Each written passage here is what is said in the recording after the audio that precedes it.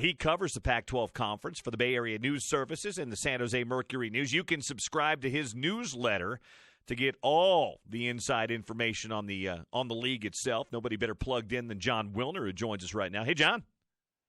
How you doing, Bill? It's almost here, John. All these months of leading up to the season, especially here in Salt Lake City, which has felt like forever in some ways. We're only 2 weeks away now. Yeah, well, and for one school, it's just 1 week away, right? Arizona opens on the 24th in Hawaii, and frankly, I think the NCAA should allow everybody to play that week because it would give the kids a second bye during the season.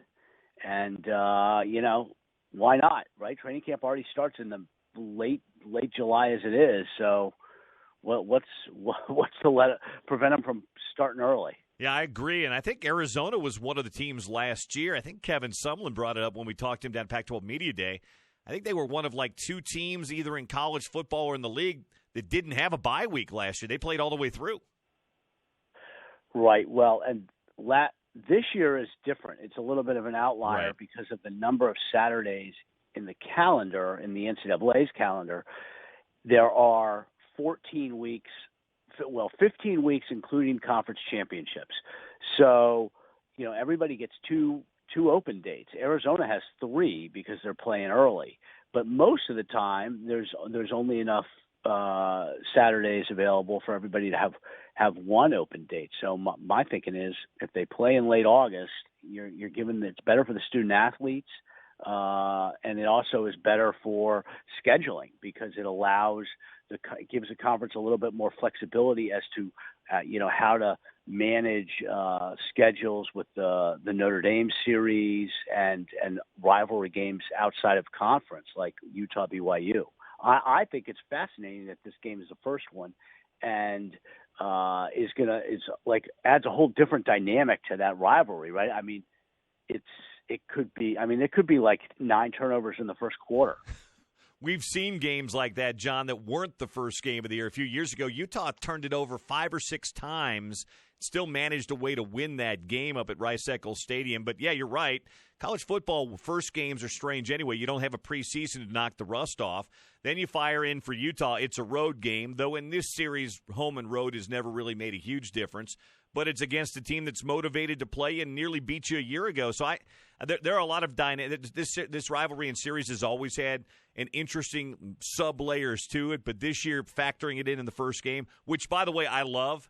I know a lot of people don't, but I love playing it in the first game because then if you're Utah, you can now turn the page and focus on everything else.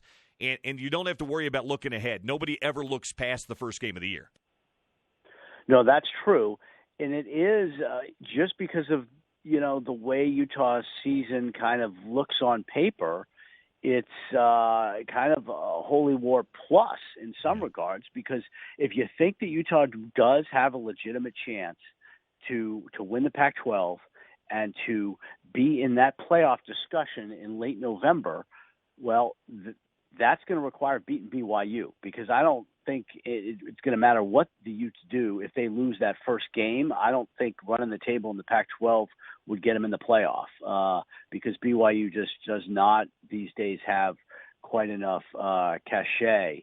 So Utah, they got a lot of their postseason is riding on that first game in some regards. Well, and the other interesting thing for me too, John, is when you have a team that's potentially great or is set up with talent, with schedule and things to have a really good season, I'm very curious to see how Utah handles this, because on paper they are better at almost every 22 position than BYU is, and they're deeper and things like that. I know rivalry games balance that out, but sometimes if you're a coach, you'd like to see your team come out and take care of business and not let a team hang around. Last year, BYU led 3/4 of that game until late. Now, Utah had a little bit of the look ahead, and they were missing Huntley and they were missing Moss in that game, but still, they were very close to losing that. I'm always curious to see how good teams, come out and take care of business, because when Urban Meyer was here and they had a loaded team coming back and they knew it in 2004,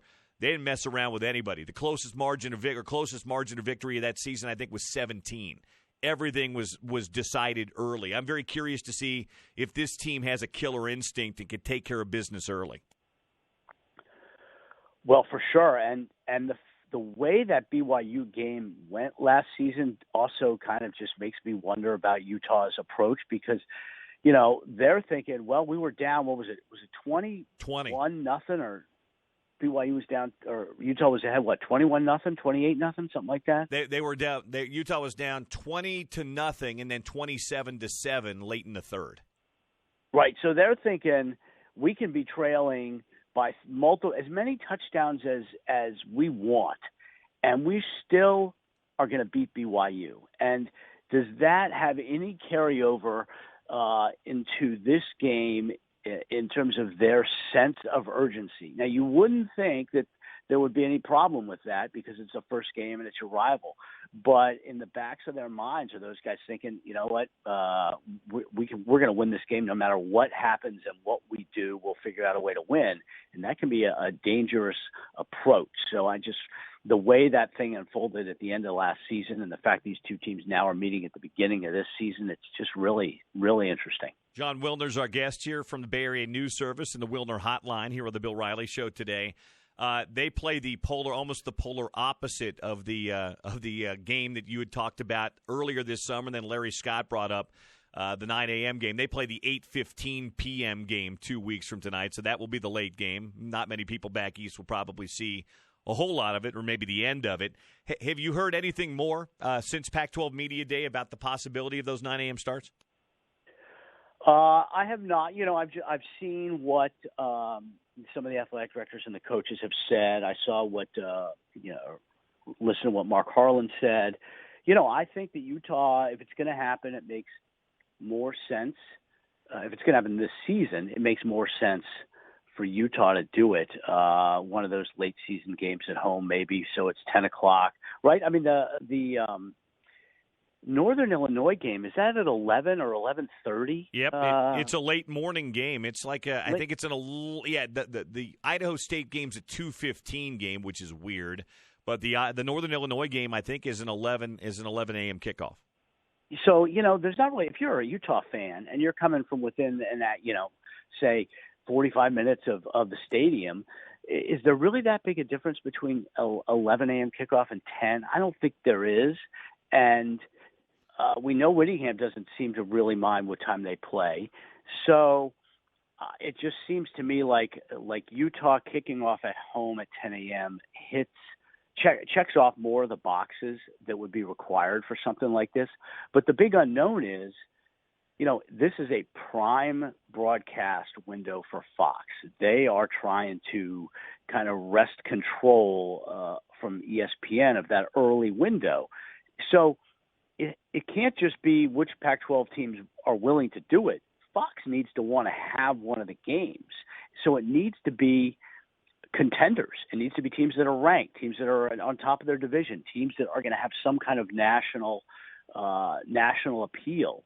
And so that's another reason why Utah makes a lot of sense, because if you think that the Utes are going to have a really good season and be ranked in November, then there could be an opportunity there. It's not going to be that Fox is just going to say, "Hey, let's put Colorado versus Oregon State on there at 9 a.m." They want that to be a high level game. Couple more minutes here with John Wilner, Bay Area News Service, and the Wilner Hotline. Speaking of all in on Utah, you were all in on them on your preseason AP ballot. You had them at number 6. I know you've liked Utah this season, the way things set up. I thought they were a top 10 caliber team, but boy, you really liked them at 6, John. Well, I do, and part of that's because the way I do my ballot is it's basically a rough sketch of how I think it's going to finish. Because sure, if your number one team is the team you're picking to win the national championship, then it kind of feels to me like it should all flow from there, and how you think the season's going to shake down. So to me, I'm looking at Utah as a Pac-12 champion that has got a very manageable schedule. No Stanford, no Oregon, 3 very winnable non-conference games. Terrific defensive front, veteran quarterback. I think Moss is like a dark horse Heisman candidate. So they've got everything in place to win a lot of games. And if you're the Pac-12 champ that's won a lot of games, you're probably going to finish the season in the top 10. You think a Pac-12 champion has to be undefeated to get into the playoff this year? I do not, but it depends on who it is, what the schedule is, and what the losses are. Right. I certainly think that, Oregon losing to Auburn and going through the Pac-12 undefeated would have a better chance than, Utah with one loss or Washington with one loss for that matter, because Utah and Washington don't have a marquee non-conference game. Right. And that's a big deal. It's like the schedules for the Pac-12 just don't align really well for the playoff this year. Utah and Washington, two favorites, have soft non-conference schedules. Stanford and USC, two teams that you think could contend for the conference title, have overloaded their non-conference schedules. They're too tough. Oregon's the one that has kind of hit the sweet spot, right? A very good team, we think, that's got that one A-level game, but then doesn't have two other games that are going to be tough to win, right? I mean, scheduling is an art, and I think too many Pac-12 teams this year are on the wrong ends of the spectrum, and Oregon really is the one that's right in the middle. Yeah, I think Utah, if it's one loss at Washington and they're both ranked around the top 10, and then a bounce back at a Pac-12 championship game could have a shot. But you're right. The non-conference schedules certainly don't help things. Before I let you go, John, I'm doing bold predictions on the show today with kind of in-state teams. Give me for the season, either a team or an individual Pac-12 conference bold prediction. Bold prediction. Okay. UCLA finishes second in the South. Okay, that is bold. Why? Or how? Well, I think part of it is just that there's opportunity there, right? Especially with USC in its current state of existence. But I think that Chip Kelly's going to have such a better feel for what he's got and how to use what he has. Their schedule, that's another team. They've overscheduled, yep. Right? Oklahoma, Cincinnati, San Diego State. But I think in conference play, the Bruins have a real chance to win 5 or 6 games. And I think in the South, 6 certainly gets you second place, and heck, 5 might also. No, I agree with you. I think the South could end up cannibalizing itself, and you could see a second-place team in the South, I think, could either be 6 wins or could be 4 wins and a tiebreaker, depending on how things play out in the South. Hey, John, thanks. I appreciate it. It's possible Utah could have the division wrapped up with two games to go. Well, it's funny you say that. I've been saying if they stay healthy, I think Utah wins the South by 2 games. I think they're 2 games better than everybody else. Even if USC has a better year this year, it may not be a market. Well, it will be a better record, but they could have a much better year and be 8-4 because that first 6 games of the year is absolutely ridiculous for that team. Yeah, no, I agree. That USC game is going to be huge for Utah because I think that going to Seattle with the Huskies coming off a bye, that's going to be a tough game. So if they lose one of those early, whether it's SC or Washington State, then it's going to be hard for them to get through with just one loss. No, I agree. I said this is the year if you're Utah, you'd rather see the Huskies in September because I think it might take them a month to kind of figure it out with all the new starters and the new quarterback and stuff. I think by the time Utah sees them November 2nd, they'll have a pretty good identity, and if they're good, they could be really good by November. Yep, and they'll be nice and fresh for that game. Yeah, they will. Hey, John, thanks as always. Good catching up with you.